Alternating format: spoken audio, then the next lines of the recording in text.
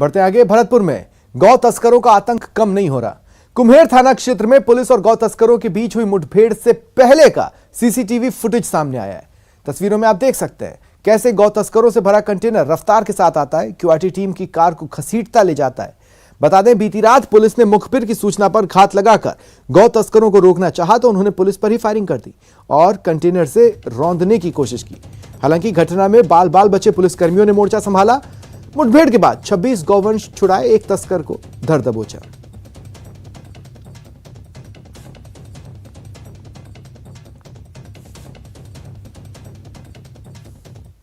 सबसे बड़ा इशू ये है कि जो साइबर क्राइम, गौ तस्करी, जो एक ही प्रकार के जो लोग हैं, जो मोटरसाइकिल चोरी, जो इस प्रकार के अपराधी हैं, उन सबको मिला जुला उन पर कार्रवाई करने से, साइबर क्राइम पर और मोटरसाइकिल चोरी पर कार्रवाई करने से इन पर भी, गौ तस्करी भी बड़ा नियंत्रण आ चुका है। बात श्रीगंगानगर की, जहां भारत पाक बॉर्डर के पास राजियासर इलाके में आज एक बम को डिफ्यूज किया गया, जिसके बाद इलाके में तेज धमाके के साथ धूल का गुबार उड़ा। देखिए और सुनिए।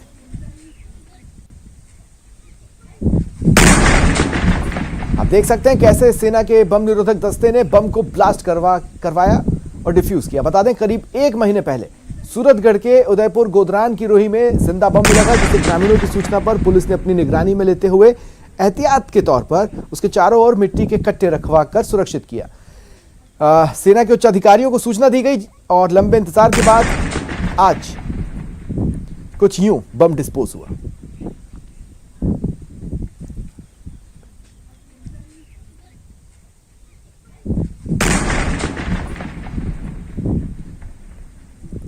खबर अपने अवैध निर्माण पर खुद ही बुलडोजर चलाने की। जयपुर में बिल्डिंग बायलॉज की पालना नहीं करने वाले एक बिल्डर ने खुद अपने ही भवन को ध्वस्त किया। बिल्डर ने खुद की वृहद अवैध इमारत को ढहाने के लिए छत पर बुलडोजर चढ़ाया। बिल्डर ने अपनी 4 मंजिला फ्लैट्स की इमारत पर क्रेन से बुलडोजर चढ़ाकर कार्रवाई की। दरअसल पृथ्वीराज नगर में बिल्डर ने अवैध इमारत खड़ी कर दी थी। इस पर जेडीए ने नोटिस देकर इमारत को 2 बार सील करने की कार्रवाई की। मामला अदालत में गया, कई रसूखात भी हुए, लेकिन बिल्डर को आखिरकार इमारत को खुद ही ढहाना पड़ा। माना जा रहा है संभवतः जेडीए के इतिहास में यह पहला ऐसा मामला है जिसमें बिल्डर ने खुद इतने वृहद निर्माण को ढाया है।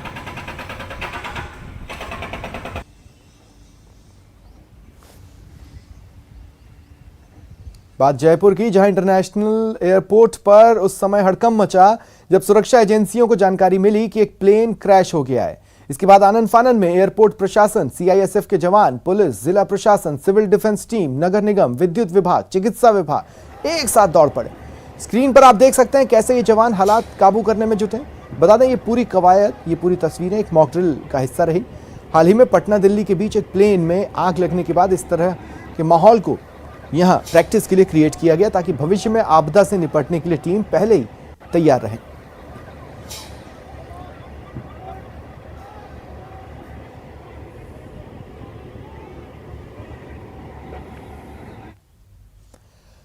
और खबर कोटा से, एमबीएस अस्पताल में इलाज कराने आए दंपति को उनका 3 साल का खोया मासूम मिल गया। बेटे को पाने के बाद मां बाप के आंसू छलक पड़े। 12 निवासी शाकिर खान अपनी पत्नी के गले का ऑपरेशन करवाने एमबीएस अस्पताल पहुंचे। इसी दौरान उनका मासूम बच्चा अचानक गायब हो गया। करीब आधे घंटे की तलाश के बाद एक अजनबी बच्चे को लेकर अस्पताल की पुलिस चौकी पहुंचा और खोए बच्चे को सुपुर्द किया। दीपक शाक्य के मुताबिक उन्हें यह बच्चा सड़क पर रोते मिला, अपना नाम भी नहीं बता पा रहा था।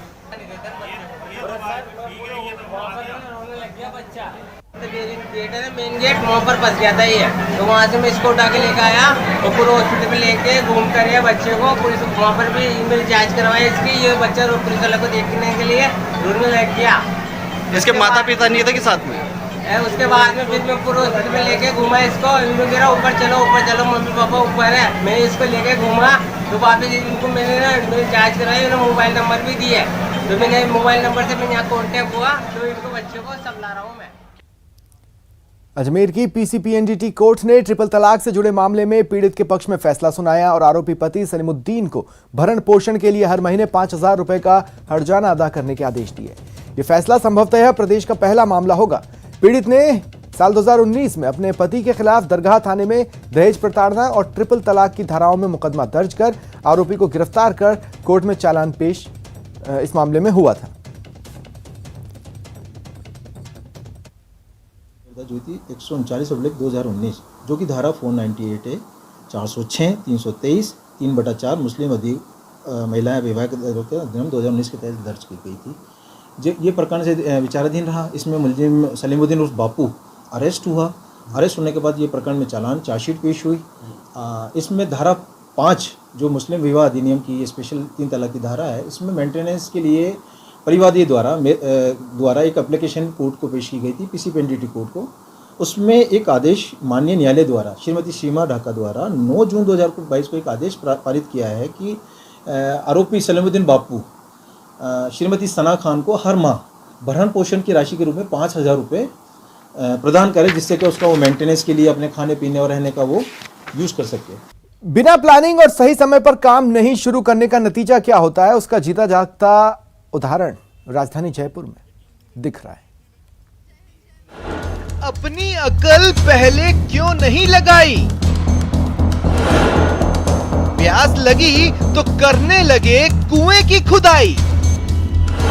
शहर की सूरत बिगाड़ने वाली ये कैसी सफाई? जगह जगह गंदगी क्यों फैलाई?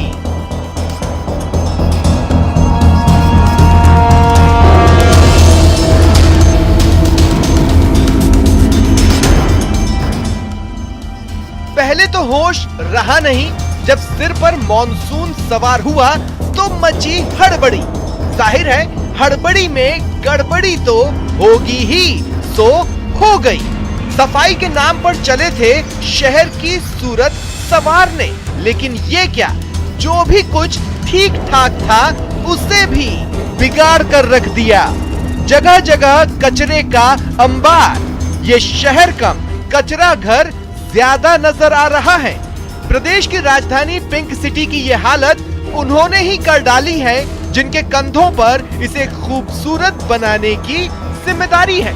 शहर के नालों की सफाई मॉनसून से पहले ही होनी थी, लेकिन तब हेरिटेज और ग्रेटर नगर निगम सोया हुआ था, और जब मॉनसून सिर पर आ गया तो अपनी जिम्मेदारी का एहसास हुआ और जुट गए नालों की सफाई में।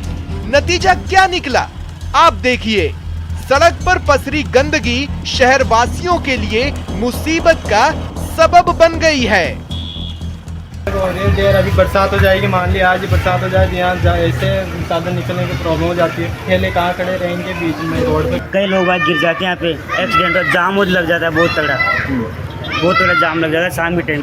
और कचरे कैसे कचरा फैला हुआ, जो भी आते हैं कचरे को फैला के पटाएगा, खड्डे नाले वाले सब तोड़ फैला निकल गए। ये बाजार है? बाजार ही मार्केट है। अच्छा। दुकानों में गंदगी आती है सामने, लोग बाग परेशान होती हैं। नालों की साफ सफाई के लिए बजट की कोई कमी नहीं है। हेरिटेज निगम के तहत 434 नालों के लिए 10 करोड़ 20 लाख रुपए खर्च किए जा रहे हैं, तो ग्रेटर नगर निगम के तहत आने वाले 740 नालों के लिए 6 करोड़ 75 लाख रुपए का बजट रखा गया है। बावजूद इसके नगर निगम के अधिकारी नालों की सफाई कराने के बजाय सिर्फ दावे करते रहे। मेयर महोदया को भी सफाई का जायजा लेने की फुर्सत तब मिली जब समय निकल चुका था। अब मेयर साहिबा सफाई को लेकर असंतोष जता रही है और कार्रवाई की बात कर रही है।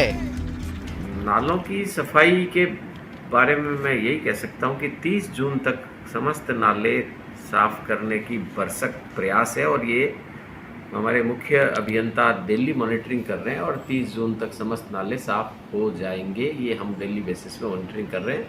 अभी भी करीब 320 के करीब नाले हमारे साफ हो चुके हैं और कुछ बचे हुए हैं, और 1 हफ्ते का टाइम मांगा है एक्शंस ने कि हम 1 हफ्ते में पूरे नाले साफ़ कर देंगे। तो जितने 60-70% नाले हैं उनमें भी मैं तो संतुष्ट हूँ नहीं इस काम से, क्योंकि इसमें पानी फ्लो में बह नहीं रहा है, लेकिन इन्होंने कहा है कि 60-70% हमने साफ़ कर दिया। एक तो करेला दूजा नीम चढ़ा। शहर की सफाई व्यवस्था तो पहले से ही बदहाल थी, रही सही कसर दोनों निगमों की लापरवाही ने पूरी कर दी। समय पर काम शुरू किया नहीं, और अब हड़बड़ी में नालों से निकाल कर कचरे को सड़कों पर ला दिया। ऐसी सफाई पर तो अफसोस ही जताया जा सकता है जिसने शहर की सूरत बिगाड़ दी है। न्यूज़ 18 राजस्थान के लिए जयपुर से महेश दाधीच की रिपोर्ट। खेल राज्य मंत्री अशोक चांदना ने कहा कि 50% से कम परिणाम देने वाले स्कूलों के शिक्षकों को हिंडोली विधानसभा क्षेत्र के विद्यालयों में रहने का अधिकार नहीं है। ऐसे लापरवाह विद्यालयों के स्टाफ को जिला बदर करने और 80% से अधिक परिणाम देने वाले विद्यालयों को 10 से 20 लाख की राशि देकर पुरस्कृत किया जाएगा। मंत्री चांदना ने जन सुनवाई में जिला शिक्षा अधिकारी योगेश शर्मा के समक्ष क्षेत्र में स्कूलों के लापरवाह स्टाफ के प्रति गहरी नाराजगी जताई और ऐसे विद्यालयों के स्टाफ को जिला बदर करने का फरमान जारी किया, जिसके बाद जिला शिक्षा अधिकारी भी हरकत में आए। 50% से कम परिणाम देने वाले स्कूलों की सूची सौंपी। लिस्ट में ठिकरदा, आकोदा, टोकड़ा, देवजी का थाना और हिंडोली संस्कृत विद्यालय शामिल है। हिंडोली में जिन स्कूलों का रिजल्ट 50% से नीचा रहा है उन स्कूलों के स्टाफ को बाहर भेजा जाएगा। इसका मतलब कि वो बच्चों पर मेहनत नहीं कर रहे हैं, उनका ध्यान कहीं और है।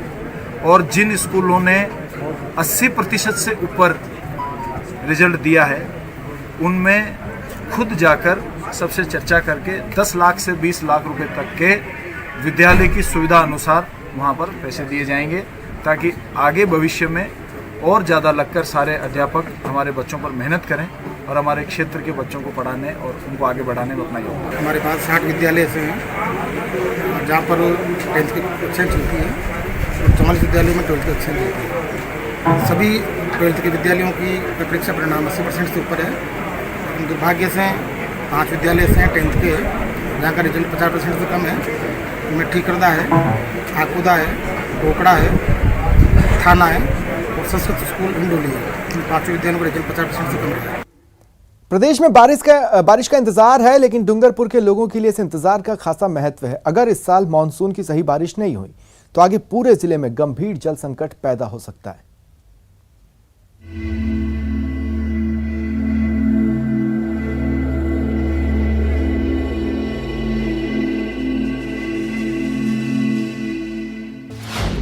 डूंगरपुर में गहराता पानी संकट। तस्वीरों में दिख रहे ये सूखे तालाब और बांध पानी की किल्लत की ओर बढ़ते डूंगरपुर जिले के हालात को बयां कर रहे हैं। डूंगरपुर जिले में करीब 2 दर्जन बांध और तालाब ऐसे हैं जिससे पीने के पानी के साथ ही सिंचाई की व्यवस्था भी होती है, लेकिन इस बार के हालात बिगड़े हुए हैं। तालाबों और बांधों में पानी नहीं है और चिंता इस बात की है कि अगर जुलाई तक अच्छी बारिश नहीं हुई तो पूरे जिले में पेयजल के लिए बड़ी परेशानी खड़ी हो जाएगी। हालांकि जलदाय विभाग भी मानसून की बारिश पर ही आस लगाए बैठा है। कुल 21 बांध है, जिसमें से एक मेजर प्रोजेक्ट है सोम कमला अम्बा, जिसमें आज की डेट में लगभग 55 से 60% पानी उपलब्ध है और हमें उम्मीद है कि इस वर्ष अच्छी वर्षा होने के कारण हमारा सोम कमला अम्बा बांध फुल भर जाएगा। जल संसाधन विभाग के आंकड़ों के मुताबिक डूंगरपुर जिले में सिंचाई विभाग के 21 बांध और तालाब हैं। इन 21 में से 13 बांध और तालाबों में पानी लगभग सूख चुका है। वहीं 7 बांध और तालाब ऐसे हैं जिनमें अभी 20% से भी कम पानी बचा है। तो उदयपुर संभाग के दूसरे बड़े सोम कमला अम्बा बांध में 57% ही पानी बचा है।